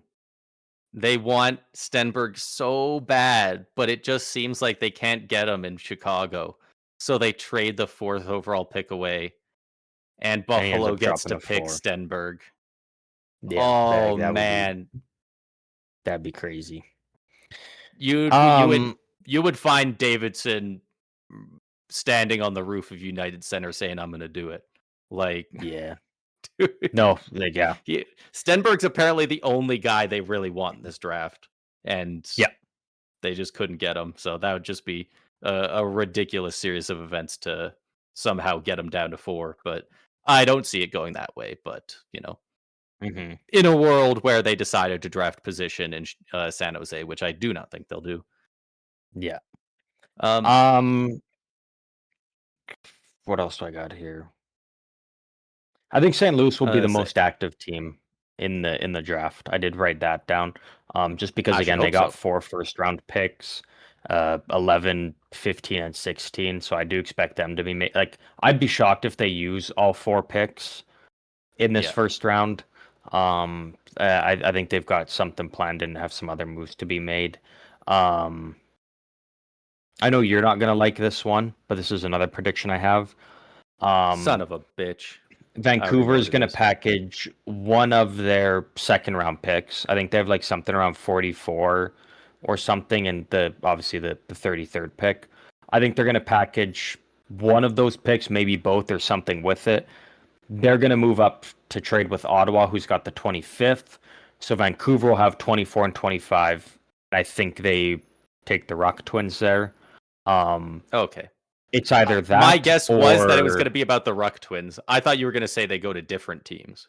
it's either I wouldn't that hate them both going or to Vancouver, frankly. I think Liam Ruck potentially goes late first round, and then I wouldn't be surprised if Marcus Ruck like goes in the third round on the second day of the draft. I've the more I've been reading, it sounds like scouts are really cold on Marcus, the center, compared to Liam. Um, Yeah, but you got, it just sounds like if his you draft competitive one, edge why and would his. if you have a 50 overall But that's pick, the why thing. would you not just You take the you other, right? draft, but that's the thing, right? The way it's kind of looking is as soon as one team drafts the other, every team is going to stay away from the other one because they've made it clear Yeah. we want to play together, and it's also you have no tape on them as individual players hardly. Yeah. Cuz So they've only ever played together, it's which is kind of like awesome. whoever takes the first swing on drafting one, it's almost kind of like every team's just gonna be like, yeah, we don't want the other one now. Well, So, they don't want to risk a second rounder, but once you start getting to third rounders, but that's what I'm saying. So that's why I'm saying Marcus could fall maybe to the maybe I'll third take round. them and then they'll trade me a second rounder next year to have them or something, like, But that's what I'm saying. you That's why know. I could see Okay, him fall. And again, Vancouver has the first pick in the right. third round. Because again, I've heard scouts are pretty cold on Marcus. Just the way he plays, Yeah, especially as a centerman, isn't traditionally it's the definitely way not a you want a Sedin's thing center where to they're very play. close. Yeah, Yeah, I yeah. mean It's not. It's they're not like their how they're offensive very numbers close. are, They're but like, it's easier for a winger to get by with being lazy compared to a center. yeah. Is the biggest Which, thing, right? yeah, it's man, it's gonna be fun to see. I obviously have a couple teams I want them to go to more than others, like mainly Calgary, but at the end of the day, I just really hope they go to the same team. That's just like, man, that's classic NHL suck the fun out of everything because you can. If one goes to Vancouver and the other goes to fucking uh, Columbus, like, oh boy, I can't wait to see these twins broken up and go be top 9 players on their own. What? That's not Hmm. fun. That's not No, they'll fun. they'll be drafted together. I hope so. And it Yeah, it I've a looks hard like time it. seeing them. They've marketed themselves perfectly to get drafted together. They've been Yeah. very we've always played together. We don't know how to play apart. Look how good we can be together. Like they've done a very Hmm. good job of giving themselves the best odds to go together. So hopefully it Yeah. happens. Um, do you have any players that you think are really going to just be huge value for where you think they're going to go in the draft? Do you think there's any guys that look good to you that are just not on a lot of radars? Whether that's a 20th overall pick that you think should be going 11th or a guy in the mid 20s that everyone else is projecting in the 3rd round. Yes, I mean in the first round, I think a Wyatt Cullen. It's kind of hard to tell where he's gonna go. He's kind of in that like mid-ish range of the first round. But again, I could see him being like a Beckett Seneca, where he's kind of the big riser and is like taken earlier than he should. Like I could see him going as high as fifth overall, and I could see him going as low as That'd be crazy. 17th. Right? Like I think Yeah. he's and again, it's one of those players where it's you look at it at the top and it's like I could see the Rangers taking him. Probably not Seattle because again I think they're finally committing to we need a defenseman. But then again, American players, so I could see with the way things have gone recently, Calgary says no, you know, and Winnipeg says no. And I could see them being like, we're not going to take Yeah. him, and that could cause him to fall outside the top 10. So I think he's an interesting one. Um, who else we got here? Ryan Lynn, a very good offensive defenseman on the right side, which again is high in demand. Always a premium. So curious to see where he goes. Again, he's one of those guys I think could go just outside the top 10, but also could go mid to late 20s even. Because again, a little Really? bit undersized, 5'11", 175 pounds. Teams just keep, They keep bunting on the small players. yeah. And that's even the same with Vigo Bjork, 5'9", 181. But you could easily Great make name, the by the argument way. he's the best center in the draft over Caleb Malhotra. But again, smaller player, so teams could definitely shy away on him. Right. What was the name They're of? Oh, they're so hard to compare to. Like low key, I think I'm on the side of Vigo Bjork being better, but it's so hard to compare because it's SHL numbers versus OHL numbers. So, the SHL is one of the lowest scoring leagues in the world, and the OHL is ridiculous. yeah. No, Like point per game will get absolutely. you taken in the 2nd round. Um, So, Tommy Blale, right-handed defenseman, probably going to go mid to late first round, but a great skater. So I think any team that gets him should be pumped. Um, what is his name? Maxim Sokolovsky is a left-handed defenseman. He is already 6'8", 240 pounds, and hasn't even turned 18 years old yet. A lot of scouts have him going middle of the second round. I would not be shocked if he goes as high as 20th, just on his pure size and, similar to an Anton Salayev, where probably not a lot of offensive skill, but you're just getting a big, solid, stay-at-home defenseman. I Yeah. could see a team that's got maybe multiple first-round picks or already a good forward depth being like, yeah, we'll just take a bit of a reach on this guy who probably projects will make it to the NHL just purely because, at the very least, can be a solid shutdown Yeah. second, third pair guy. Um, Matthias Preston, I know you were pretty high on him. Curious to see Yeah. where he goes. A lot of guys say he's got some of the highest skill in the draft, but almost every mock draft has him late first round at this point. He's one to keep an eye on. Marcus Nordmark out of Sweden. A lot of scouts say he's got the best shot in the draft, but he's also projected to go like end of the first round, potentially even the second round. Yeah, Yeah. there's a lot of good players in this draft. I think it's just not one of those ones that's got a lot of the top end, high end, but there's a lot of players that are going to go later in the Yeah. first round, second round that excel in certain areas more than other players drafted way above them. But that's kind of their one skill they have. Right. So, actually, one more is Alberts Schmitz.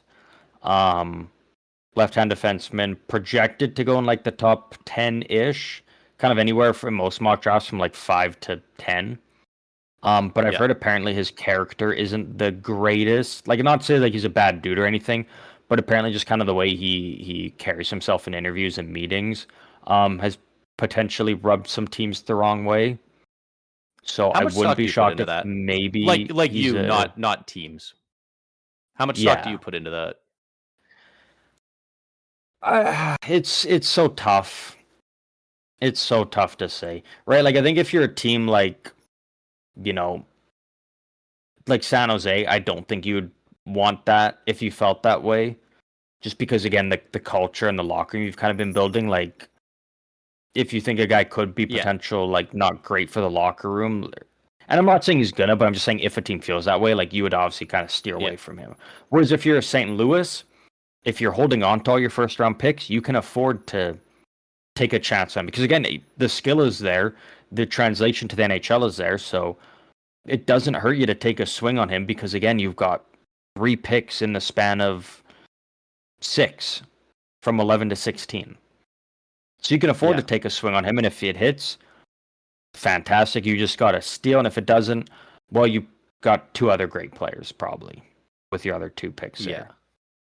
So It's one of those things that just the more stories that I hear come out, like the less and less I take those type of things seriously because very rarely do I ever hear, "Oh, we're avoiding this guy because they avoided mm, this guy because he wasn't a great dude," and then he ends up not being great. take Meanwhile, a look there's at quite a few different guys who were a bad interview that were fucking awesome. Like, maybe it's a case of you just don't hear about the ones that don't work out, but, take a you look know at the 2018 draft. Ryan Merkley was ranked by quite a few scouts the second best defenseman in the draft, and that would put him above Quinn Hughes. right. But again, Ryan Merkley had a lot of personality off ice issues, so a lot of teams shied away from him. He dropped to 21st, where the Sharks took him and never panned out in the NHL. Because Right. again, Oh, that's just fair. didn't have that pro mentality type of thing. Again, not to say like he's an awful dude, but Yeah. just didn't have the mindset and the pro mentality to make that jump to being full Right. time NHLer is in the KHL now. And so a lot of And teams are looking at it yeah, like, it definitely you depends know, what type of bad interview a guy is, I guess, yeah, if you just absolutely. this Yeah. guy doesn't seem serious, like, because, we've got both of our teams have separate cases of other teams. Actually, I think both of them were both of them Ottawa? Where who passed on Chernyshov Oh, because multiple teams. Multiple because he teams did. was, but, like, didn't one team specifically not take him after he got sunburned or something? No, multiple teams did. Because they didn't get to view Like, him at the combine, they didn't get to interview him, yeah, all that. that's that. That's the same thing that happened with Vasilevsky. Ottawa Yeah, canceled their interview with him because he got sunburned at a water park I the got day before, and sunburned. they're like, "Nope, Yeah, nope, he doesn't yeah. take it So seriously." He got out of Russia for the first time, saw some sun, got sunburned because obviously, and that's not good enough. Like, bro, yeah, you're this is a first round draft pick. You don't want to do a little more research than he got a sunburn, cancel the whole interview.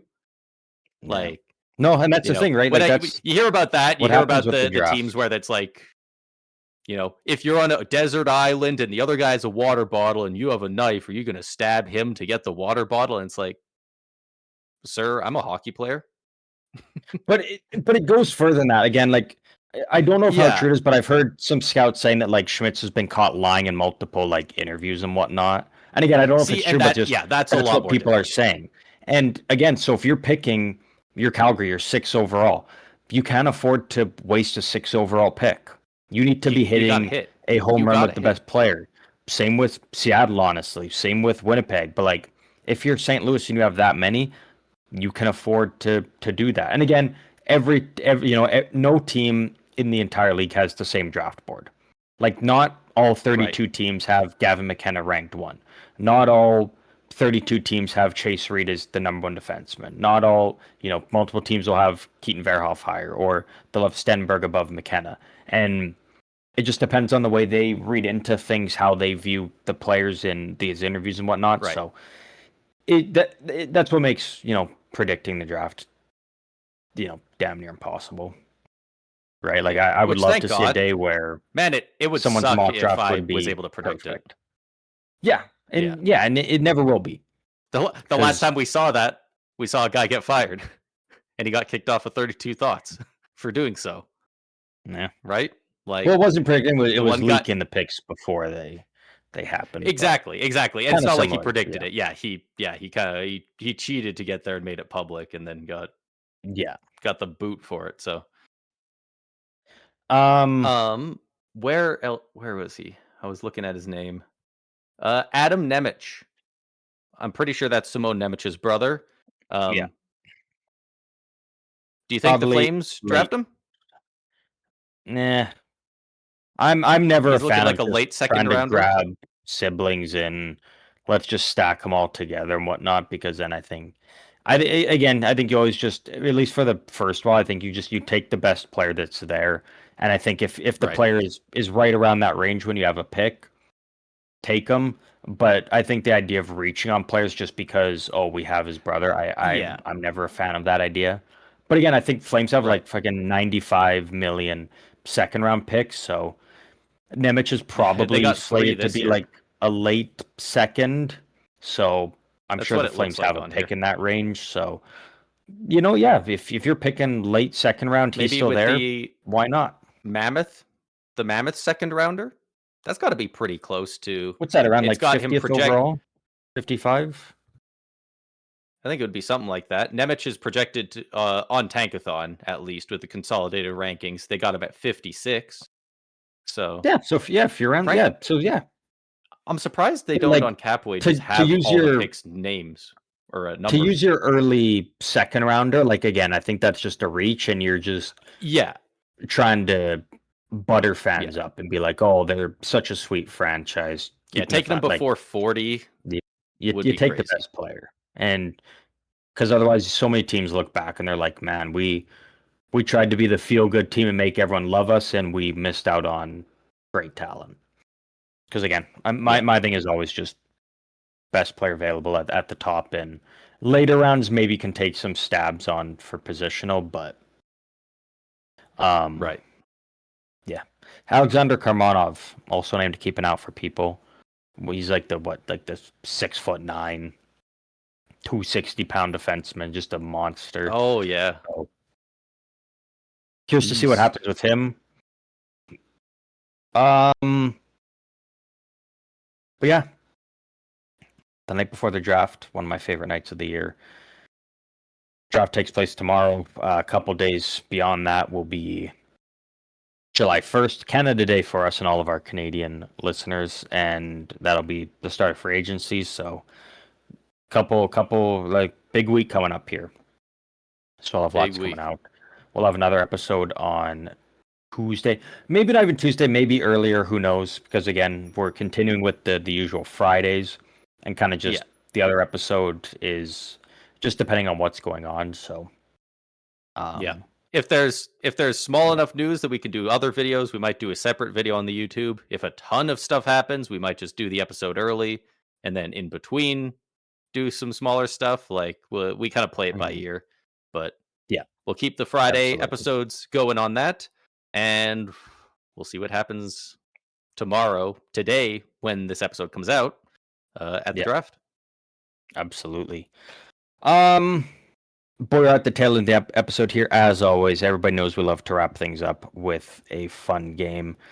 Braden, we are getting Yeah. pretty crunched on time here, so it is good though. The game I have today, it is a buy or bail.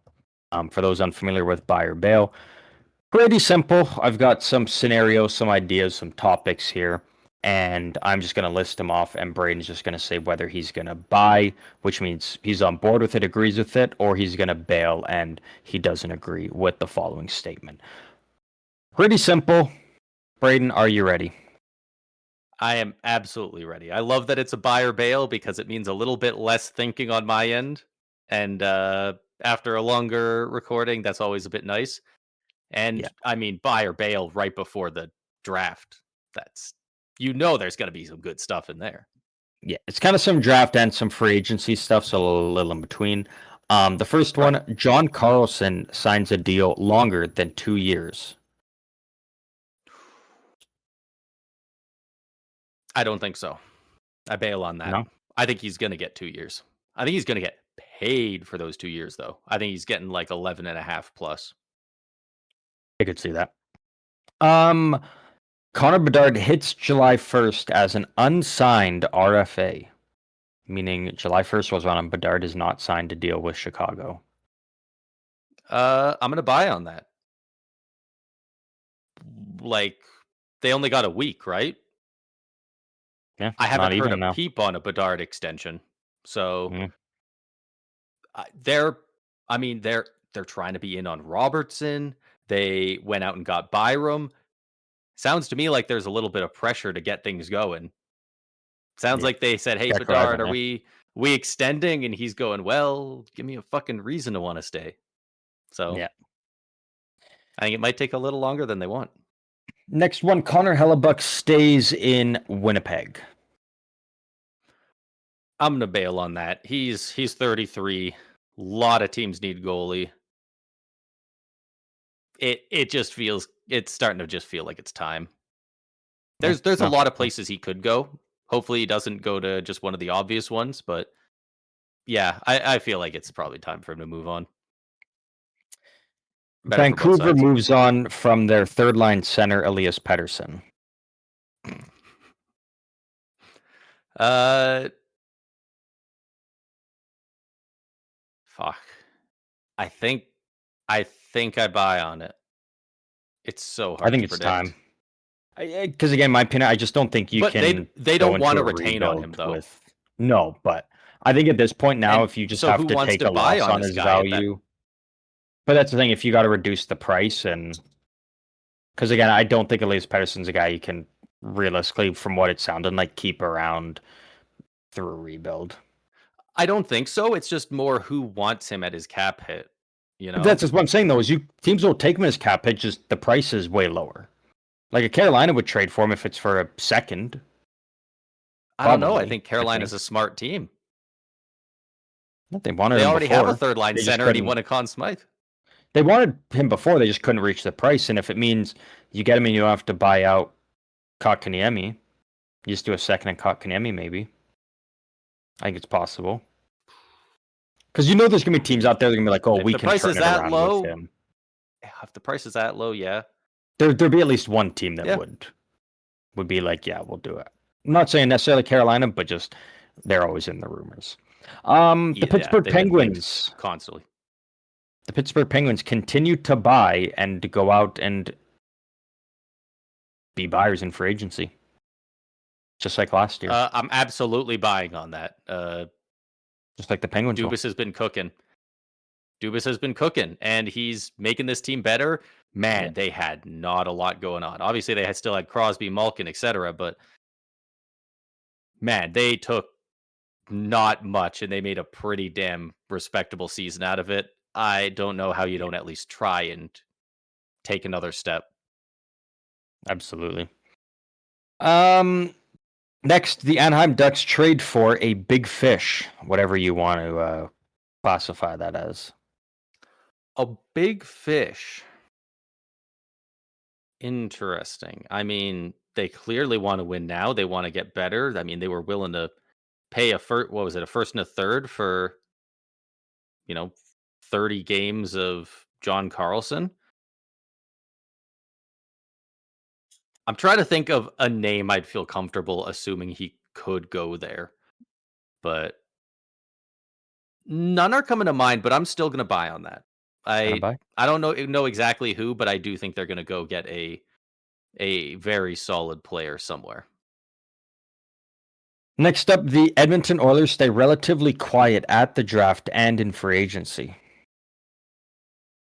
meaning like basically no major moves. And no, I don't count the Darnell Nurse trade coming as a major move because they're not going to get like Uh, much back. I'm. Are you saying no major moves or not a lot of moves?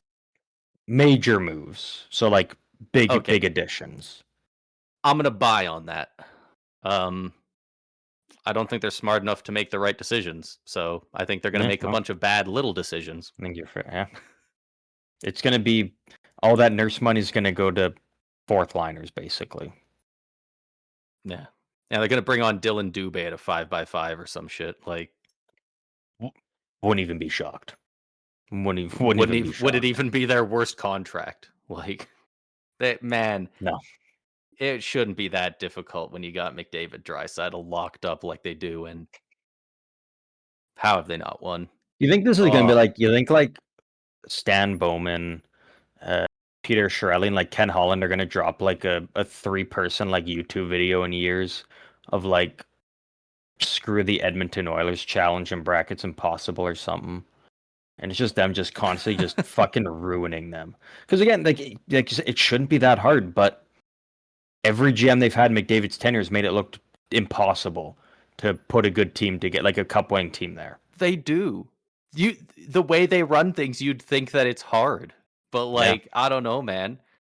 Sometimes you get a phone call and it's just, "Hey, do you want Jake Wellman in a second for free?" Like, I don't know. Yeah. Step 1, don't be the guy doing that shit on the other end of the phone. Yeah. Like, Yeah. oh man, Don't the trade for Frederick guys deal, at the the Jari deal's deadline. so bad. Yeah, don't trade for a guy at the deadline. Watch him play 5 games and say, "Yeah, we'll give you an 8-year deal." Okay. Um, Last one I got here is kind of a fun one, out there a bit. The Leafs trade Matthew Nyes. This is already definitely the hardest one to answer. That one is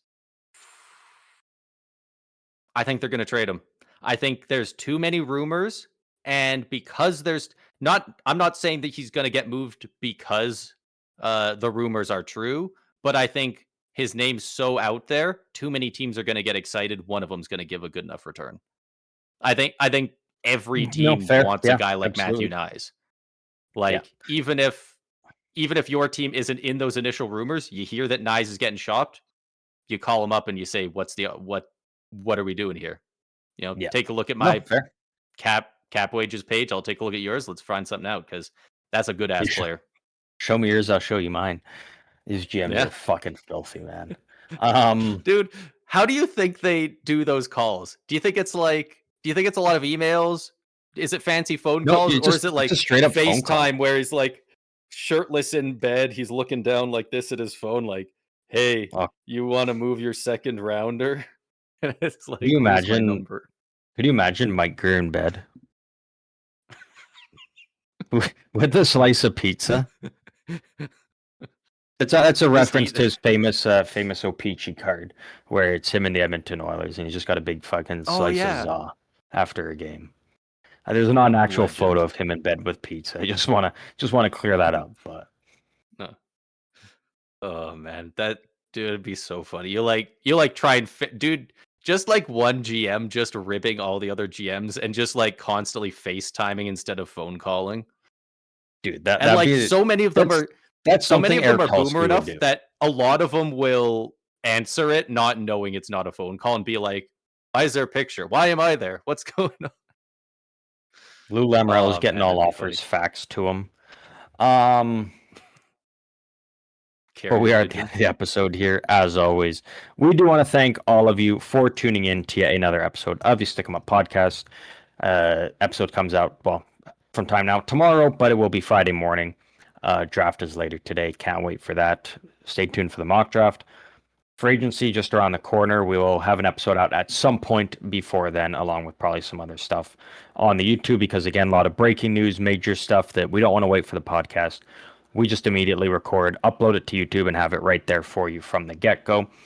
And you can let us know if you want that exclusively on the YouTube or if you want the privilege of having it on all streaming platforms. We can definitely make that happen for you, because again, we want to give you guys what you want. But if you want to talk hockey, let us know your thoughts on anything we discussed today, or your predictions, bold predictions, hot takes, anything surrounding the draft or free agency. You can do so.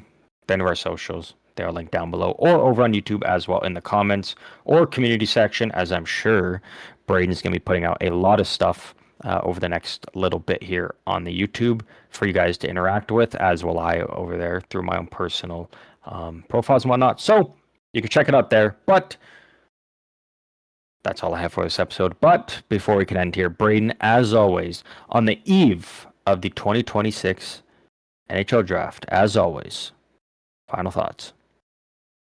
Final thoughts. This draft is going to be a lot of fun, and teams have been trading like crazy, and all the insiders keep saying that more stuff is heating up. More stuff keeps heating up as we get closer. The dam's going to break, and I think at the draft we're going to get some fun trades. We're going to get some big names moved. Who knows? Maybe some guys that we don't know are going to get moved. Like Eklund wasn't really Well, rumored at all, right? I kind of knew he Like was getting moved, but that's the thing. It's like I was kind it of in on it the was inner kind of like circle Kairu. to know that. Yeah. Writing was on the wall a little bit, but like we didn't think it was happening right away. And all of a Hmm. sudden, bang, all these big trades. Yeah, And maybe day of the draft, we'll get more of those. Like even ones absolutely. that don't involve draft picks, just teams doing business. Straight up trades, absolutely. It's a fun time to be a hockey fan. But one final time, that is it for this episode. We hope you enjoyed, and as always, we hope all of you enjoy the draft tomorrow, and we will see you out on the ice next week.